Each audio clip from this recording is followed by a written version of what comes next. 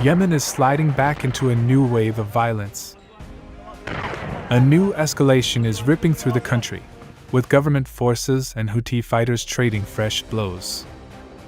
And the fighting is escalating, and fast, with the Red Sea once again becoming a flashpoint.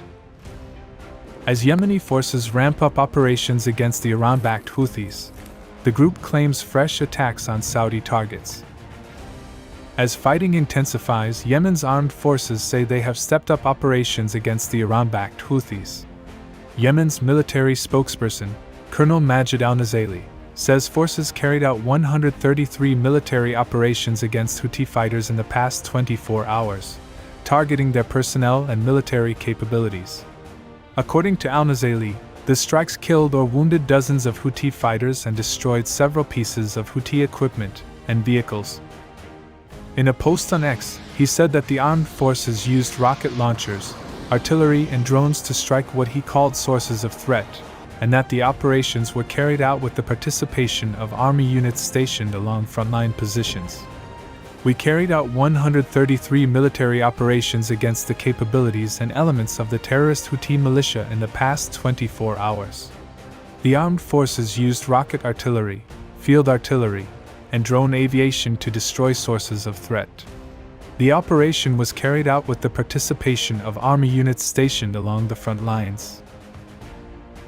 Meanwhile, the Iran-backed Houthis are showing no signs of backing down.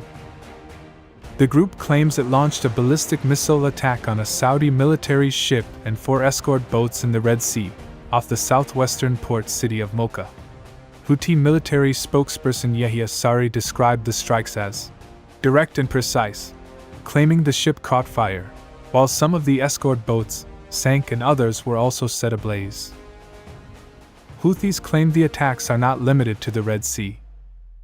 In a separate statement, Houthi spokesperson Yahya Sari said the group also targeted a Saudi-used weapons depot at the Sayn al-Jin camp in Yemen's Marib province with several drones. He claimed the strike sparked a fire at the site. These latest claims come as Houthi attacks intensify against government-held areas and targets linked to Saudi Arabia, a key backer of Yemen's internationally recognized government. At the center of the escalation is Mocha, a government-held port city near the strategic Bab al-Mandab Strait, one of the world's key maritime choke points connecting the Red Sea with the Gulf of Aden. The situation around Mocha has been worsening since August 9th.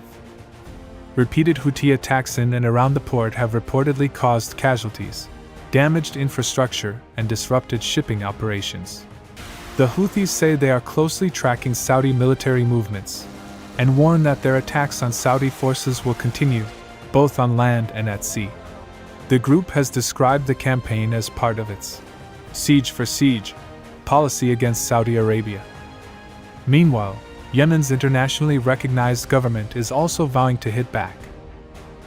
The country's National Defense Council has ordered an expansion of air and missile strikes against Houthi targets, warning of further, painful, retaliatory operations.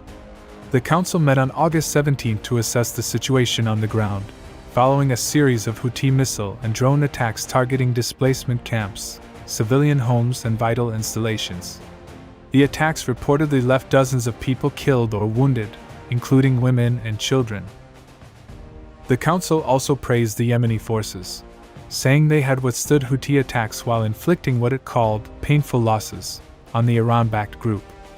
Authorities have been directed to assess the damage quickly and provide support to those wounded, as well as the families of those killed.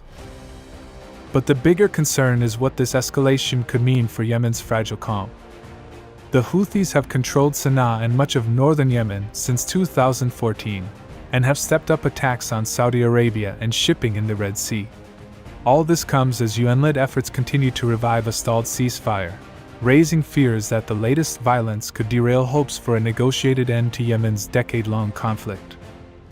Yemen had seen a relative lull in fighting since April 2022, after years of conflict between government forces and the Houthis. But that fragile calm has now been badly shaken. Earlier this month, the Houthis launched attacks on military camps in Marib and Hadramaut, killing at least 30 government soldiers in what was reportedly the deadliest single episode of the conflict in years. Since then, fighting has resumed across several provinces, including Al-Jawf, Al-Dalia and Taiz, adding to fears that Yemen could once again slide into a wider conflict.